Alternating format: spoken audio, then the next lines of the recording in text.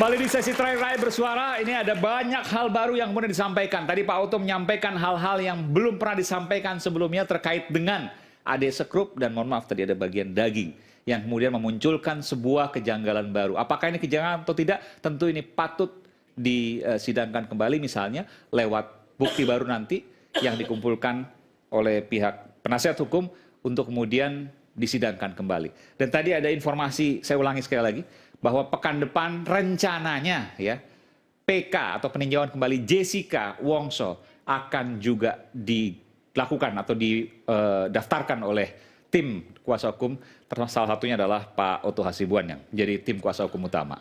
Baik, inilah sesi terakhir dari Rakyat Bersuara. Saya berikan kesempatan kepada Pak Fredrik Yunadi untuk menyampaikan.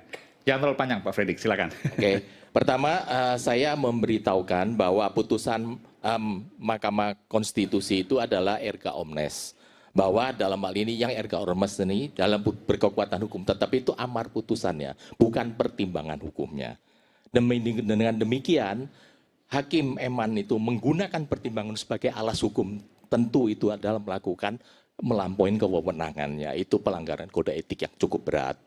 Kedua, sebagaimana yang tadi rekan Oto sampaikan ada foto dan segalanya, saya sudah membaca putusannya daripada Vina, tidak tercantum dalam putusan. Itu Tadi. kemungkinan dalam berkas, bukan dalam putusan. Yang saya hanya bisa membaca putusan, saya nggak bisa membaca berkas karena saya bukan PH. Meskipun ketika itu diajukan bukti baru kan bisa saja berarti. Oh, silakan aja Pak. Karena ini kan dalam kalau foto itu kan harus jelas fotonya di mana, kapan dan kepentingannya apa. Kan gitu Pak. Kedua masalahnya Pak yang kita perhatikan bahwa yang mengatakan lukanya hanya hidungnya keluar darah dan sebagainya sepintas tadi yang dijelaskan. Tampak gitu. Yang saya lihat itu dari visium et repetumnya itu sangat jelas di bawah dadanya itu ada tusukan. Bekas luka 4 cm, dalamnya 11 cm. Jadi kepalanya itu belakangnya itu pecah gitu. Itu kan visium yang kita lihat Pak. Kalau kita sidang kan kita lihat visium Pak. Bukan setiap orang ngambil foto itu bisa sebagai bukti Pak. Barang bukti itu kan tidak sederhana itu. Namun tidak melepaskan kemungkinan Pak bisa diajukan sebagai bukti yang baru Pak. Silakan aja Pak. Saya tidak akan mengkomentaran ini Pak. Terus kedua Pak, yang dalam hal ini Pak saya mengatakan mengapa dalam hal ini contohnya Pak ya. Kenapa dalam hal ini hakim itu menurut penilaian saya Pak telah melakukan pelanggaran kode etik Pak. Karena dalam waktu sidang Pak, seharusnya itu kan hakim itu kan dengan namanya asas hukum kita, kan namanya actori incumbet probadio Pak. Itu siapa yang mengajukan permohonan itu kan harus membuktikan, tapi ini berbalik Pak. Jadi seolah-olah itu termohon itu yang diminta membuktikan Pak. Ini sudah melanggar bertabrakan dengan asas hukum kita. Dan jangan lupa Pak, hakim ini Pak ya, dia itu lupa bahwa kita ini adalah negara Eropa kontinental Pak. Kita berlaku hukum positif Pak. Hakim itu tidak bisa menabrak atau membuat undang-undang sendiri Pak. Pembuat undang-undang itu hanya DPR dan Presiden Pak. Hakim tidak bisa Pak. Pasal 5 dari Undang Kekuasaan Kehakiman itu Pak, tidak ada satu penjelasan yang mengatakan hakim diberi wewenang untuk membuat undang-undang Pak. Tapi hakim bisa memutuskan. Ya, maksudnya apa? Hakim membuat undang. Kan banyak itu Pak hakim. Enggak, dalam kasus ini apa maksudnya Pak Fredrik? Dalam kasus ini maksudnya apa? Ya, jadi seperti contoh Pak. Hakim itu kan mengatakan dalam Perkap 14 tahun 2012 itu pasal 31 mengatakan bahwa orang masuk DPO itu wajib diperiksa terlebih dahulu Pak. Coba kita baca Pak, pasalnya itu Pak, kalau kita mengerti bahasa Indonesia Pak, tentu itu tidak akan terbaca alasannya itu Pak. Baik, terima kasih Pak Fredrik. Terima kasih. Poinnya masuk. Silakan Bung Tony, singkat saja, 2 menit. Ya. Temanya itu kan apakah Peggy bisa tersangka lagi? Saya sepakat dengan Pak Henry, pakar hukum, praktisi hukum. Jika kemudian penyidik menemukan alat bukti baru yang sangat kuat, maka bisa mungkin. Tetapi bagi kami juga mendorong. Ada CCTV yang belum dibuka. Dalam putusan pengadilan atas nama 8 terpidana itu, ada CCTV yang belum dibuka. Ada 6 handphone yang belum dibuka, diantaranya handphonenya Pina. Justru kami juga mendorong apabila handphone dibuka 6 itu, CCTV dibuka, justru kami mempunyai keyakinan ya, setelah dibuka justru akan menemukan alat bukti baru di mana ada pelaku baru, bukan yang 8, apalagi Peggy Setiawan. Oke, Anda itu yakin kami itu ya, optimis. Pak? Baik, Yakin kami. terima kasih. Makanya dorong kami agar Bapak Kapolri ini bisa memerintahkan jajarannya. Dan itu ada ya? Dan ada dalam putusan membuka CCTV. Itu satu-satunya jalan untuk menuntaskan kasus ini agar Indonesia tidak gaduh. Baik. Gitu. Saya ke Bung Rasman dulu, karena kalau Pak Oto dulu nanti Bung Rasman nggak berani. Baik, terima kasih. Saya menyimak dengan teliti statement dari Bang Henry, Pak Fredrik, dan Bang Oto juga, Tony. Saya sependapat dengan Bang Fredrik. Dan juga saya tanya kepada orang yang bahkan ikut membuat juknis, perkap, bahwa sekali lagi saya katakan Bung Tony, perkap, perpol, perkaba tidak boleh menjadi pertimbangan hakim untuk memutus satu perkara. Apalagi DPO dipanggil dulu sampai 3 kali dengan surat. Ini karena perkap itu menunjukkan bahwa kalau tersangka harus diperiksa dulu. Iya, tapi itu institusi, berlaku untuk polisi, bukan untuk hakim. Gitu loh. Nah, kalau besok Harun Masiku ketemu dengan saya di situ, terus saya lapor polisi, KPK kasih surat, saya pastikan 1000% dia akan melarikan diri. Ini nabrak undang-undang yang menurut saya sangat serius sesuai dengan aturan hukum yang berlaku. Tapi itu pun silakan, nanti kita uji. Karena itulah saya tadi dengan tim saya Rahmat Riyadi dan teman-teman ke Komisi Yudisial dan Badan Pengawas Mahkamah Agung. Kemudian tentang saudara Peggy Setiawan. Saya berharap agar seluruh masyarakat Indonesia dan para pakar yang ada di sini, bahwa posisi Peggy Setiawan hari ini, saya ulangi lagi, bukan diputuskan dia adalah bukan yang melakukan perbuatan pembunuhan, tapi itu pada aspek formil administratif alias kulit-kulitnya.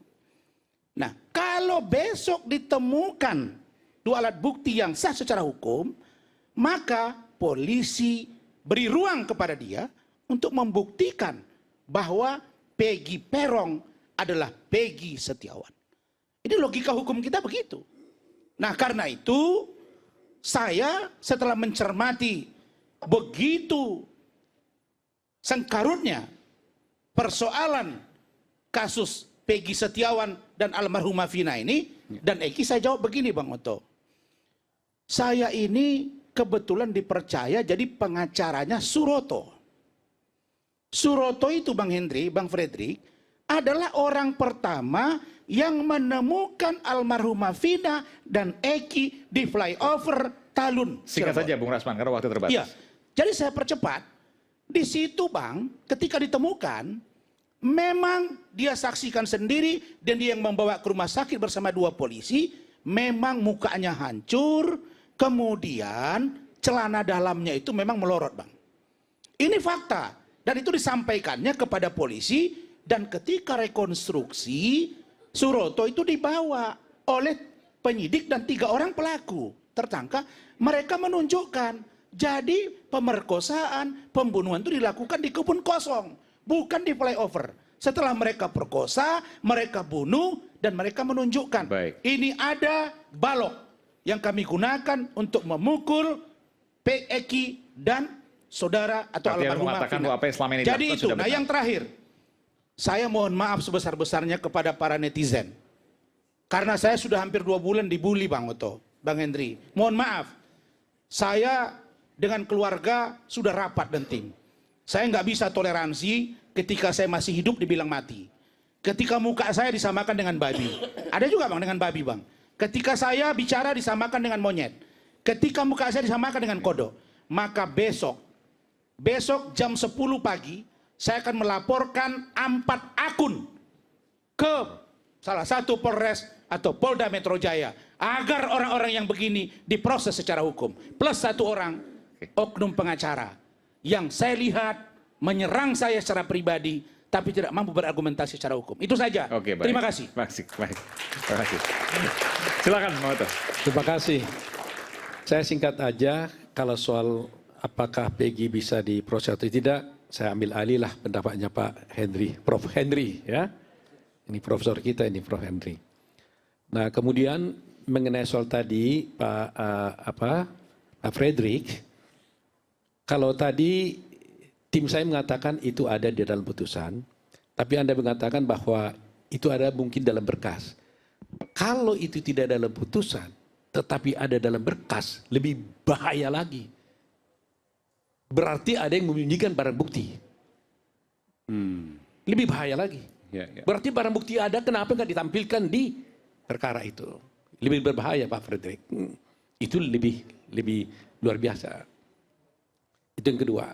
Nah yang ketiga, tadi Pak Frederick mengatakan bahwa hakim itu tidak bisa membuat undang-undang atau membuat hukum maksudnya kan? Mungkin saya sedikit beda pendapat. Itu judge made law. Hakim itu bisa menemukan hukumnya. Gitu. Karena dia tidak bisa menolak suatu perkara yang diajukan pada dia. Jadi kalau suatu perkara, dia bisa menemukan hukumnya. Dan dia menemukan hukum itu, membuat hukum itu. Itu bisa. Dalam praktek juga bisa. Dan itulah aturan yang main kita. Itu bertabrakan dengan pasal 20 Undang-Undang Dasar 45, Pak. Pembuat undang-undang itu hanya satu-satunya DPR dan Presiden, Pak. Menemukan itu, Pak, ya. selalu Perbedaan itu nanti kita aja di pasal sesi 5, Pak. berikutnya. Pasal Baik. 5 Undang-Undang Siap. Baik, nanti kita- Undang-Undang 48 Baik. 2009 Nah yang ketiga, tidak ada itu, yang Pak. ketiga terakhir yang saya sampaikan yang sangat penting. Ya. Tadi Pak Tony mengatakan soal HP. Nggak pernah dibuka katanya. Ya. Salah Anda. Itu pernah dibuka, tapi nggak ditampilkan jadi barang bukti. Terima kasih. Oke. Silakan Prof. Henry. Terima kasih. Semua pendapat sudah dikemukakan di sini. Ada yang saya setuju, ada yang tidak setuju. Yang saya tidak setuju, saya tidak mau katakan saya tidak setuju. Tapi yang terakhir, saya sepaham, saya sependapat, judge made law. Yes. Oke. Hakim bisa menemukan hukum dalam proses penegakan hukum. Itu satu. Kata kunci dari saya bahwa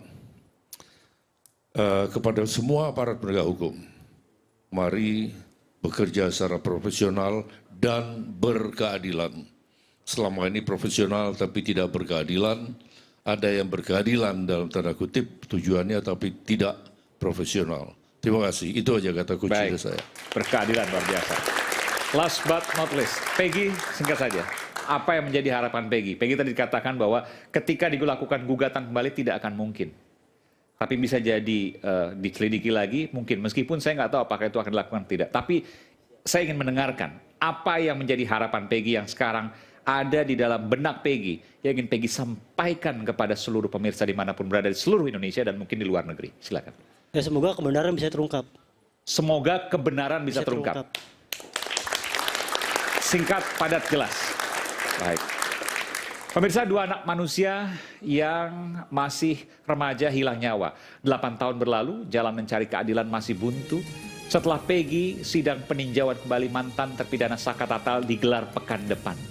Bagaimana nasib 7 terpidana lain?